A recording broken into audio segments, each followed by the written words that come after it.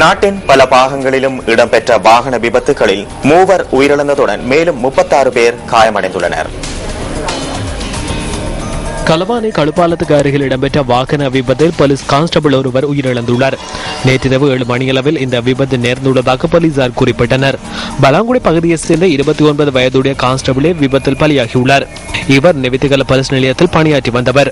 கலேவல தலகிரி அகம பகுதியில் இடம்பெற்ற வாகன விபத்தில் ஒருவர் உயிரிழந்துள்ளதுடன் மேலும் 6 பேர் காயமடைந்துள்ளனர். டிப்பர் வண்டியும் விவசாயிகள் பயணித்த லோரி ஒன்றுடன் ஒன்று மோதுண்டே நேற்று மாலை இந்த விபத்து நேர்ந்துள்ளதாக போலீசார் தெரிவிக்கின்றனர்.